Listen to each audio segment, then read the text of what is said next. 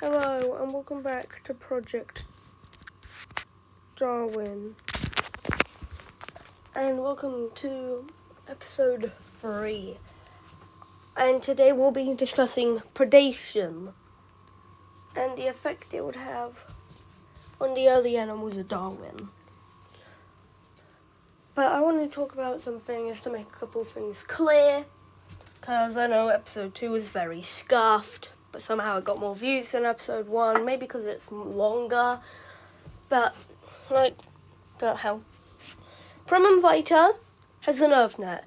Proteus vitae, plana vitae, Tesla corpus, and lata, they all have nerve nets. The closest things to brains are more complex nerve nets that I'll call nerve balls. It's just a huge ball-shaped organ taking place of a lot of nerves. But they're not big. It's like the size of a sesame seed. But these take place in scrotal, lataurus, and Tesla corpus have all ancestrally, convergently, more like, evolved it. But the other three all have a nerve net. I'd also like to mention that broadcast spawning has evolved in all of plana vitae and lataurus. I'd also like to mention that blood has only evolved in Tesla corpus out of all the animals in episode 2. Anyways, let's move on to the new creatures. Very likely that one group of lataurus offspring, instead of being born in and floating around until it hits the floor, they would evolve to swim, creating necrobrachium, meaning swimming arm.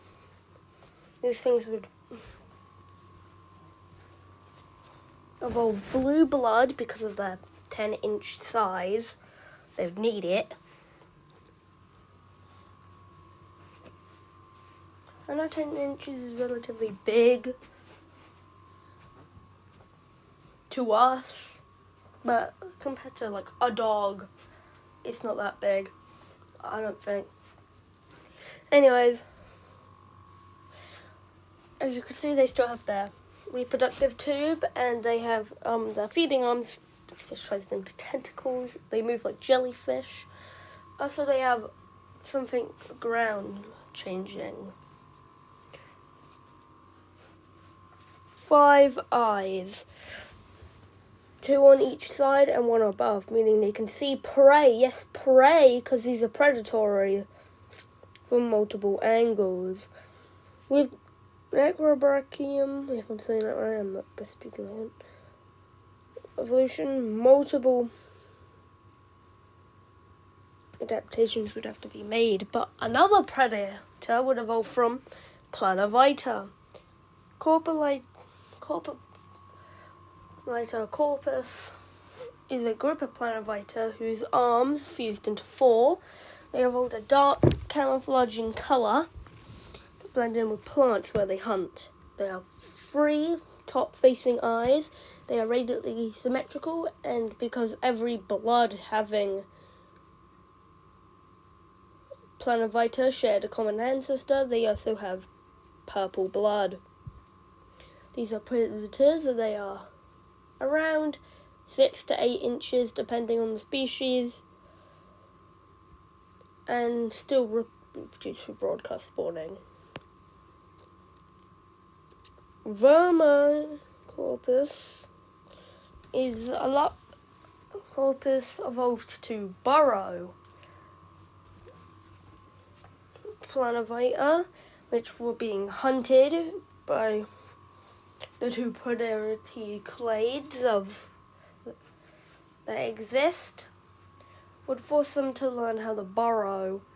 Their butt is on the hook of their body, and they also evolved to be bilaterally symmetrical instead of radially symmetrical like their predators. Their worm-like bodies would definitely help them, and they will definitely be a main player later on. Plants, because of, well, Tesla corpus, they had to evolve into Tangerine planter. This is a huge creature, it's not a creature, it's a plant, but for the time, a third of a meter tall with leaves and a decent root system. And planter have evolved to be the kelp of this planet. Many animals, well, we've seen one. That's the only one that's completely specialised for living on them. But yeah, that's a whole new biome for creatures to specialise in the future. Now, I have some sad news.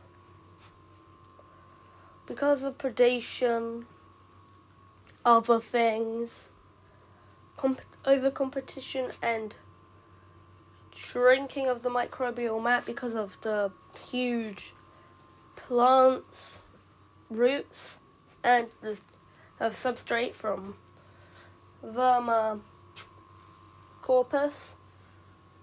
Is that right? Is it Verma corpus? What do I know? Yeah, Verma corpus. 3 of the ancestral clades would go extinct. Premium Vita have been holding on since this Vita evolved, and it was about time that they went extinct. It's honestly surprising that they survived this far, but Planet Vita would also be the only other casualties of this early extinction event. It wasn't really like a crazy extinction event,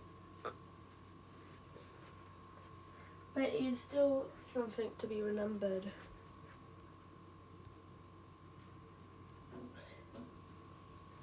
Now, in the next episode, we will discuss diversification into the open ocean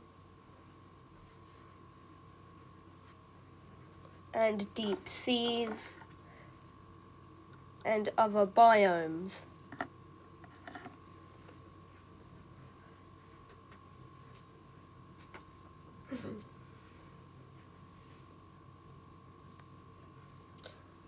Now, before the episode ends and you click off, I do have a couple things I want to say about the channel before I end this off.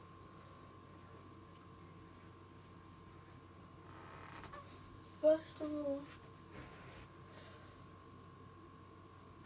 thank you for 60 subscribers. I think we're now on like 61, so I guess you could call this the 61 subscriber special.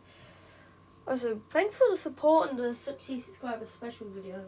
I think I only got so many views because 60 people saw it and then probably sent it to people, showed it to people. Or random strangers who like bugs or speculative biology or anything really saw the video. And I don't know if everyone is like this, but when I find a channel, I always watch a video and then I check what else I'm into on their channel, so that might be like what might happen. Anyways, I love you all, have a great day, and goodbye.